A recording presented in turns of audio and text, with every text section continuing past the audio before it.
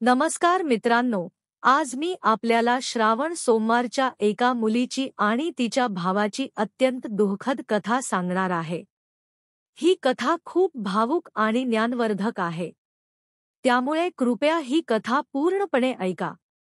तर मित्रांनो, त्यापूर्वी जर आपण आमच्या चॅनलवर प्रथमच आला असाल, तर कृपया आमच्या YouTube चॅनलला सबस्क्राईब करा. प्रिय प्रेक्षकांनो, जर तुम्हीही भगवान शंकरावर मनापासून विश्वास ठेवत असाल तर कमेंटमध्ये हर हर महादेव नक्की लिहा. मित्रांनो, मी भगवान शिवकडे प्रार्थना करतो की हे भोलेनाथ, जोही भक्त हा व्हिडिओ पूर्णपणे पाहिल आणि कमेंटमध्ये खरी श्रद्धा दाखवून हर हर महादेव लिहिल, त्यांच्या कुटुंबाला सुख, शांती आणि संपत्तीने भरून टाका आणि त्यावर आपला आशीर्वाद सदैव असू द्यावा. तर चला मित्रांनो, ही छोटीशी कथा तुम्हाला सांगूया. रामपूर गावात एक गवळी आपल्या पत्नी आणि मुलांसोबत राहत होता. त्याला एक पुत्र आणि एक कन्या होती. तो गवळी होता, त्यामुळे त्याजवळ अनेक गायी आणि वासरे होती. तो गायीला चारायला घेऊन जात असे आणि गायींचं दूध, दही, तूप विकूनच आपल्या कुटुंबाचा पालनपोषण करत असे. जितके कमवायचा, त्याच्या पत्नीला त्यातच समाधान होते आणि ती आपल्या मुलांचे पालन करत असे. एक दिवस त्याची पत्नी खूप आजारी पडली आणि तिचा मृत्यू झाला. आता त्या गुराख्यावरच आपल्या 2 मुलांची जबाबदारी आली. म्हणतात की जर पिता मरण पावला तर आई आपल्या मुलांना योग्य पद्धतीने वाढवते, पण एक पिता असे करू शकत नाही. त्या गवळ्यालाही खूप अडचणी होऊ लागल्या. तो गायींना चरायला जात असे, पण आपल्या मुलांसाठी अन्न तयार करू शकत नव्हता. मुलं अजून लहान होती. मुलगी 11 वर्षांची होती आणि मुलगा 8 ते 9 वर्षांचा. असेच काहीतरी दिवस गेले. नंतर गवळी आपल्या मुलांच्या पालनपोषणासाठी दुसरे लग्न केली. गवळ्याची दुसरी पत्नी घरात आली. ती गवळ्याच्या मुलांना अजिबात जीव लावत नसे आणि गवळी आपल्या दुसऱ्या पत्नीसोबत खुश होऊ लागला. आता तो गवळी सर्वच गोष्टी आपल्या दुसऱ्या पत्नीच्या म्हणण्यानुसार ऐकू लागला.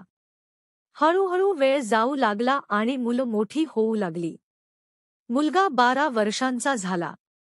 दुसऱ्या आईला तो मुलगा अजिबात आवडत नव्हता. एकदा ती आपल्या पतीला म्हणाली, तुम्ही गायी आणि वासरांना चरायला घेऊन जाता, पण आता हा मुलगा मोठा झाला आहे. आता गायी आणि वासर चरायला हा मुलगा जाईल. तेव्हापासून तो बेचारा मुलगा रोज सकाळी जंगलात गायी आणि बछड्यांना चरायला घेऊन जात असे आणि संध्याकाळी परत येत असे. इथे मुलगी ही मोठी झाली होती. ती घरातील सर्व कामे करत असे आणि जेवण बनवून आपल्या भावाला आपल्या हातांनी जेवण खायला घालत असे. ती मुलगी भगवान शिवची परम भक्त होती. ती रोज भगवान शिवची पूजा करत असे. त्या 2 बहीण भाऊ एकमेकांना खूप जीव लावत असे आणि ते एकमेकांशी बोलत असत की आपल्या बाबास काय झाले आहे हे समजत नाही.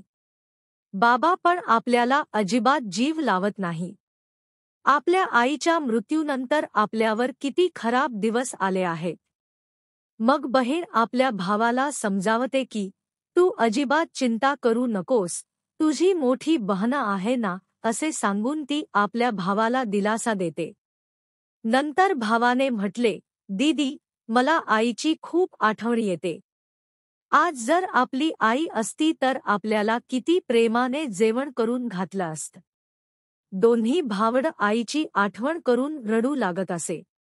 असेच दिवस जात होते. एक दिवस मुलगा गायी चरायला जंगलात गेला. जंगलात मुलाला एक सिंह भेटला. त्यामुळे मुलगा धावत एक झाडावर चढला आणि सिंहाला म्हणाला की सिंह भाऊ, तुम्ही मला का खात आहात? तेव्हा सिंहाने उत्तर दिले, मी खूप भुकेला आहे. त्यावर तो मुलगा म्हणाला, कृपया मला खाऊ नका.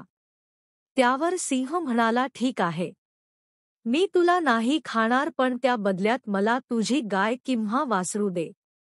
त्यावर तो मुलगा म्हणाला की माझी आई सावत्र आहे, जर तुम्हाला गाईच भक्षण कराच असेल तर मला माझ्या आई बाबाला विचारानं पडेल. त्यावर सिंहाने म्हटले, ठीक आहे, उद्या तू आपल्या आईवडिलांना विचारून ये. नंतर मुलगा संध्याकाळी आपल्या घरात गेला आणि आपल्या वडिलांना सांगितले, बाबा, आज मला जंगलात सिंह भेटला. असे म्हणल्याबरोबर त्याच्या वडिलांनी त्याला जोरात एक चापट मारली. त्यानंतर तो रडू लागला. रडत रडत त्याने सांगितले, बाबा, मी तुमच्याशी काहीतरी सांगू इच्छितो. कृपया माझी गोष्ट ऐका. त्यावर त्याचे वडील रागाने म्हणाले, सांग. मुलाने आपल्या वडिलांना जंगलातली सगळी हकीकत सांगितली. जेव्हा तो त्याच्या वडिलांना सांगित होता तेव्हा त्याची सावत्र आई सगळं ऐकत होती. त्यावर त्याची सावत्र आई म्हणाली, ह्या पांढरट पायाच्या मुलाला सिंह खात असेल तर खाऊ द्या, पण एकही वासरू किंवा गाय कमी होता कामा नये. त्या गायीवर आणि वासरावर आपले घर चालते. ह्याला खाल्लं तर काहीच फरक नाही पडणार. मग तो बेचारा दुःखी मनाने आपल्या बहिणीकडे गेला. तिच्या बहिणीने त्याला जेवण दिले आणि विचारले, तू इतका उदास का आहेस? तेव्हा मुलाने आपल्या बहिणीस सगळी गोष्ट सांगितली. त्यावर ती बहीण म्हणाली की, तू जंगलात जा आणि सिंहाला एक बछडा भक्षण करायला दे. गाय जिवंत राहील आणि दुसरे बछडा मिळेल. हे सर्व ऐकून भावाने म्हटले, ठीक आहे. दुसऱ्या दिवशी तो जंगलात गेला आणि सिंह त्याची वाट पाहत होता. सिंहाने विचारले का तुझ्या आई बाबांना? त्यावर मुलगा म्हणाल, हो.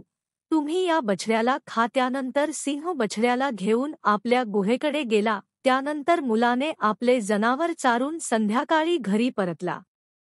त्यानंतर त्याच्या आईवडिलांनी गाय आणि वासरे मोजायला सुरू केली तर एक वासरू कमी भरलं. त्यांना समजले की ते वासरू मुलाने सिंहाला भक्षण करायला दिले आहे.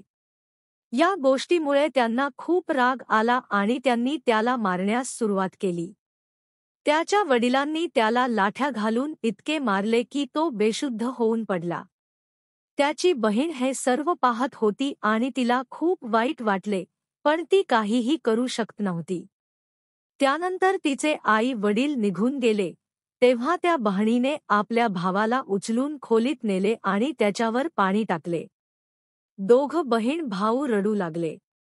नंतर बहीण म्हणाली, भाऊ, तू आता हे घर सोडून जा. तू इथे सुरक्षित नाही. माझ्याकडे आईची ही अंगठी आहे.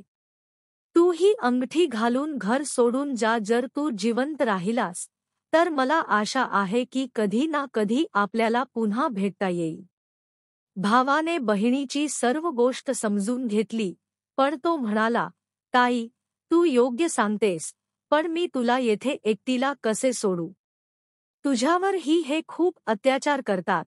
त्यानंतर त्याची बहीण म्हणाली की, भैया, जर तू ठीक राहिलास तर मी सर्व सहन करू शकेन, पण तू इथे राहू नकोस. भावाने बहिणीचे म्हणणे ऐकले आणि एक धागा उचलून त्याची बहिणीच्या मनगटात बांधला. ही माझी निशाणी आहे. जेव्हा आपल्याला पुन्हा भेटता येईल तेव्हा हा धागा पाहून आपण एकमेकांना ओळखू शकू. तू हा धागा तोडू नकोस. बहिणीने सांगितले, ठीक आहे. जेव्हा दोन्ही बहीण भाऊ बोलत होते तेव्हा त्यांची सौतेली आई सर्व काही ऐकत होती. तिने मनात विचार केला, गाय वासरू कोण सांभाळणार? याला तर कायमचीच मुक्ती देऊन टाकू. जेव्हा मुलगा आणि मुलगी झोपले तेव्हा सौतेली आई आपल्या पतीला म्हणाली की मी तुम्हाला जे मागील ते देसान का? त्यावर पती म्हणाला, तू कधी माझा जीव मागितला तर तो पण देईन. त्यावर त्याची पत्नी म्हणाली, मला तुमचा जीव नको आहे, पण मला या मुलाच मांस खायचं आहे. त्यावर तिचा पती म्हणाला, ठीक आहे, तुझी इतकी इच्छा झालीच आहे तर मी आता त्याला मारून त्याचे मांस आणतो. बाप इतका निर्दयी आणि कठोर हृदयाचा झाला होता. त्याने आपल्या मुलाला उचलले आणि बाहेर नेले आणि कुल्हाडीने त्याचे छोटे छोटे तुकडे केले. त्यानंतर त्याने त्या तुकड्यांना घेऊन आपल्या पत्नीकडे गेला आणि म्हणाला, हे घे, खा. त्याच्या पत्नीने त्या तुकड्यांची भाजी बनवून जेवण तयार केले. तिने एका ताटात स्वतःसाठी आणि एका ताटात पतीसाठी ताट बनवले. त्यानंतर तिने त्याच्या बहिणीला पण ते मांस खाण्यासाठी बोलवले. तिने एक थाली तिच्यासाठी तयार केली आणि म्हटले, खा. त्यावेळी बहिणीला वाटले की आईने कधीही इतक्या प्रेमाने खायला दिले नाही, काहीतरी गडबड आहे. जेव्हा तिने ते मांस खायला सुरू केली, तेव्हा तिने पाहिले की तिच्या ताटात तीच अंगठी आहे, जी तिने आपल्या भावाला दिली होती. त्याच्या बहिणीला अचानकच चक्कर आला आणि ती बेशुद्ध पडली. नंतर जेव्हा ती सुधीवर आली तेव्हा ती घरात जाऊन जोरजोरात रडू लागली आणि भगवान शंकराकडे प्रार्थना करू लागली, हे भगवान, हे काय झाले? ह्या लोकांनी माझ्या भावाला मारले. आता मी एकटीच राहिले आहे. ती रडत रडत तिच्या भावाला आठवू लागली. तिला नंतर वृद्धांचा एक सांगितलेला विचार आठवला की कोणत्याही व्यक्तीची मुक्ती होत नाही जोपर्यंत त्याच्या अस्थी नदीत विसर्जित केल्या जात नाही. तिने विचार केला की तिच्या भावाची मुक्ती कशी होईल? हे लोक तर त्याला मारून खाल्ले आहेत. तिने मग अंगठी उचलली आणि नदीच्या किनारी पोहोचली. ती अंगठी आपल्या हातात घेऊन जोरात रडू लागली. ती भगवान शंकराला आठवू लागली. ती मुलगी खूप धार्मिक होती. ती रोज भगवान शंकराची पूजा करत असे, सोमवारचा उपास ठेवत असे आणि नेहमी भगवानकडे प्रार्थना करत असे की हे भगवान, माझ्या भावाची रक्षा कर. त्या दिवशीही रडत रडत ती म्हणत होती, हे भगवान, या जगात माझ्या पाठीशी कोणीच नाही. एक भाऊ होता, तोही तू घेतला. आईला तर आधीच घेऊन गेला. आता मी कोणासाठी जिवंत राहू? मी या नदीत उडी मारून आपले जीवन संपवून टाकेल. तिने नदीत उडी मारण्याचा विचार केला, पण तिने पाहिले की जी अंगठी तिने नदीत टाकली होती, ती एका पोपटाच्या रूपात उडू लागला आणि नदीच्या जवळ एका झाडावर जाऊन बसला. त्यानंतर तो पोपट म्हणाला की ताई, तू दुःखी होऊ नको, मी तुझा भाऊ आहे. तू अंगठी नदीत टाकलीस हे खूप चांगले केलेस. यामुळे माझी मुक्ती झाली आणि मला पोपटाचा जन्म मिळाला. बहीण, तू चिंता करू नकोस. मी पोपट बनूनही तुझी प्रत्येक प्रकारे मदत करेन. हे ऐकून बहीण खूप आनंदी झाली की चला, माझा भाऊ तरी कुठल्या ना कुठल्या रूपात तरी माझ्याशी आहे. त्यानंतर बहीण घरी परतली. तिची सौतेली आई तिच्याकडून सर्व कामे करून घेत असे आणि ती आराम करत असे. मुलगी तिचे सर्व कामे संपवून बागेत जात असे. तिथे तिचा भाऊ तिची वाट पाहत असे. दोघेही खूप गप्पा मारत आणि भाऊ तिला चांगले चांगले फळे देत असे. सावन महिना चालू होता. मुलगी सावन महिन्यात पूजा करत असे, सोमवारचा उपास ठेवत असे आणि पूजा करण्याच्या बहाण्याने बागेत जात असे. भाऊ म्हणाला, बहीण, तू चिंता करू नकोस. जर आईवडिलांनी तुला इथे येऊ देण्यास नकार दिला तर मी घराच्या बाहेर येऊन तुझी वाट पाहेन. बहीण खूप आनंदी झाली आणि मनाने खूप खुश राहू लागली. राखी पौर्णिमा येत होती, त्यामुळे त्या पोपटाने विचार केला की मला आपल्या बहिणीसाठी काहीतरी करायला पाहिजे. ती त्या निर्दयी लोकांसोबत राहते, जे माझ्याशी वागले तेच तिच्याशीही वागू नयेत, म्हणून मला त्यांचा बदला घ्यायला हवा, असा तो तोता विचार करत होता. त्याने भगवानकडे प्रार्थना केली, हे भगवान, माझ्या बहिणीची रक्षा कर. त्यानंतर तो एका लोहाराकडे गेला. लोहाराला तोत्याने सांगितले, वडिलांनी मला मारले, आईने मला मारायला सांगितले. बहीण निराधार रडली होती आणि मी हरित तोता बनून उडून आलो. लोहाराने विचारले, तुम्ही काय म्हणत आहात? मला काहीच समजत नाही. त्यावर तोत्याने तेच पुन्हा सांगितले, वडिलांनी मला मारले, आईने मला मारायला सांगितले. बहीण निराधार रडली होती. मी हरित तोता बनून उडून आलो. तोता बोलताना पाहून लोहाराला त्याचे शब्द ऐकण्याची उत्सुकता झाली. त्याने सांगितले, तू मला स्पष्टपणे सांग, तुला काय म्हणायचे आहे? त्यावर पोपटाने सगळी गोष्ट लोहाराला सांगितली. लोहार म्हणाला, तुमची कथा खूपच दुःखद आहे. हे ऐकून मला रडू येत आहे. तुम्हाला काय हवे आहे ते सांगा. तोत्याने उत्तर दिले, माझ्यासाठी काहीच नाही, फक्त तुम्ही माझ्यासाठी अशी एक कात्री बनवा जी तलवारपेक्षा तीव्र असावी. लोहाराने उत्तर दिले, ठीक आहे. नंतर लोहाराने पोपटासाठी कात्री तयार केली. पोपटाने सांगितले, ही कात्री माझ्या पंखात लपवून ठेवा. लोहाराने कात्री तोत्याच्या पंखात लपवली. तोता परत झाडावर गेला. त्याने आपल्या बहिणीला काहीच सांगितले नाही. त्याने तिच्याशी गप्पा मारल्या, भोजन केले आणि नंतर ती घराच्या दिशेने परतली.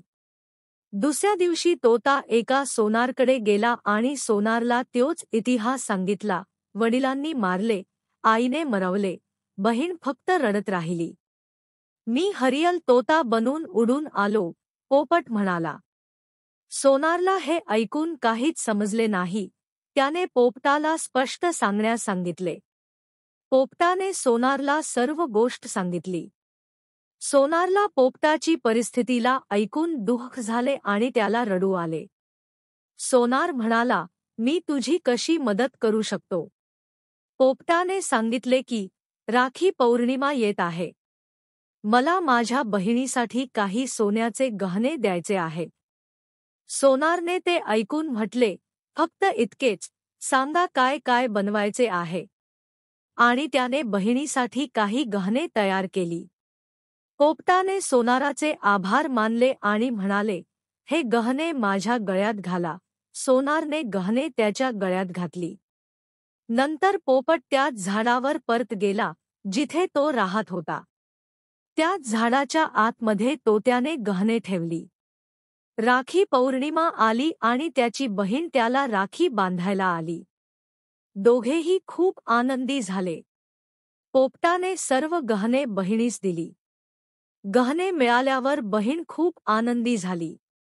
तिने विचारले, तुझ्याकडे हे गहने कुठून आले? पोपटाने सांगितले, माझा एक मित्र आहे, त्याने हे गहने मला दिली आहे. त्यानंतर बहीण घरी गेली. तिच्या आईने विचारले, हे गहने कोणी दिली? बहिणीने सांगितले की, हे गहने माझ्या भावाने दिली आहेत, जो एक तोता आहे. सौतेली आईने हे गहने पाहून राग आला आणि तिने बहिणीला मारायला सुरुवात केली. हे गहने कुठून चोरी करून आणलीस? बहिणीने सांगितले, माझ्या भावाने दिले आहेत, जो एक पोपट आहे. सौतेली आई विचार करू लागली की, कोणता पोपट आहे जो तिचा भाई बनला आहे? एकाला तर मारले आहे, आता ह्या पोपटाला पण मारावे लागणार. दुसऱ्या दिवशी तिची आई पोपटाला शोधण्यासाठी जंगलात जाते. तिथे तिला पोपट दिसतो. ती त्या पोपटाला पकडण्याचा प्रयत्न करते, पण तो पोपट तिच्या हाती लागत नाही. ती थकून बसते. काही वेळाने ती पुन्हा पोपटाला पकडण्याचा प्रयत्न करते, पण पोपट परत तिच्या पकडीत येत नाही. ती विचार करते की कसे पोपटाला पकडून मारावे. ती सकाळपासून संध्याकाळपर्यंत पोपटाला पकडण्याचा प्रयत्न करते, पण पोपट तिच्या पकडीत येत नाही. नंतर ती घरात येते आणि सारा राग त्या मुलीवर काढते. आणि तीच सगळं गहणे घेऊन गेली. दुसऱ्या दिवशी मुलगी पोपटाला भेटायला गेली. पोपट तिच्या बहिणीला विचारतो, मी दिलेले गहणे कुठे आहेत? तेव्हा बहीण म्हणते, भैया, ते गहणे तर आईने घेतले. हे ऐकून पोपटाला खूप राग आला आणि तो म्हणतो, आता यांचे पापाचे घडे भरले आहे, त्यांना शिक्षा मिळालीच पाहिजे. म्हणून तो पोपट रागाने उडून जातो. दुसऱ्या दिवशी पोपट त्या घराच्या बाहेर एका झाडाच्या फांदीवर बसून त्यांच्या बाहेर येण्याची वाट पाहतो. मुलगी बाहेर काही काम करत असताना तिची आई तिला ओरडते आणि मारते. त्याचवेळी तिचा पिता बाहेर येतो आणि तिला मारायला लागतो. हे सर्व पोपट झाडाच्या फांदीवर बसून पाहत असतो. हे पाहून पोपट त्याच्या सौतेली आई आणि वडिलांवर हल्ला करतो. त्याच्या पंखांमधील कात्री त्याच्या दोन्ही डोळ्यात घालतो. आता ते दोघेही आंधळे झाले आणि तडफडू लागले. नंतर त्याने आपल्या चोचीनं कात्री उचलली आणि त्यांच्यावर हल्ला केला. त्यानंतर दोघेही जमिनीवर कोसळले. पोपट म्हणतो, तुम्ही खूप पाप केले आहे, मी तुम्हाला सोडू शकत नाही. तेव्हा दोघे म्हणतात, तुला आमच्याशी काय दुश्मनी आहे? तेव्हा पोपट म्हणतो, तुम्ही तर मला मारून खाल्लं आणि म्हणतात की तुझी आमच्याशी काय दुश्मनी आहे. ते दोघे तडफट मरतात.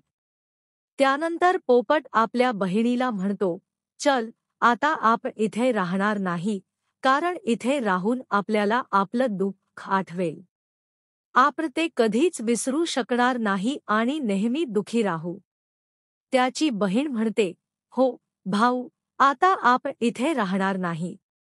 आपण अशी जागा निवडू जिथे कुणीही आपल्याला वेगळे करू शकणार नाही. मग ते दोघे तिथून निघतात आणि एका मंदिरात पोहोचतात. पोपट म्हणतो, बहीण, यापेक्षा चांगली जागा आपल्याला मिळू शकणार नाही. आता दोन्ही बहीण भाऊ त्या मंदिरात राहू लागतात. बहीण तर आधीच पूजापाठ करत होती आणि सोमवारी व्रत करत होती. आता पोपट पण पूजापाठ करायला लागतो. जवळच एक तलाव होता. त्याच्या पंखांना गिले करून तो शिवलिंगावर पाणी अर्पण करतो आणि मुलगी देखील भगवान शिव आणि पार्वतीची पूजा करते. असेच दिवस जातात आणि एक दिवस पार्वती माता भगवान शंकराला म्हणतात, बघा, किती दुःखी भाऊ-बहीण आहेत. त्यांना पाहून मला रडू येते. ते किती निष्ठेने तुमची सेवा करतात. तुम्ही त्यांच्या दुःखाचे निवारण करायला पाहिजे. भगवान शिव म्हणतात, हे पार्वती, हा संसार सागर आहे. आपण कोणाकोणाचे दुःख दूर करू. पण पार्वती माता हट करतात आणि म्हणतात, नाही भगवान, तुम्हाला त्यांच्या दुःखाचे निवारण करावेच लागेल. तर भगवान शिव पार्वती मातांच्या हटपणास मान देतात. जेव्हा ते भाऊ-बहीण पूजा करत असतात, तेव्हा भगवान शिव आणि पार्वती प्रकट होतात आणि त्यांना काय पाहिजे असं वरदान मागण्यास सांगतात. मुलगी म्हणते, हे भगवान, मला काहीही नको आहे. मला फक्त हेच पाहिजे की माझा भाऊ पूर्वीच्या रूपात परत येईल आणि कोणीही आम्हाला वेगळे करू शकणार नाही. भगवान शिव कल्याण म्हणून निघून जातात.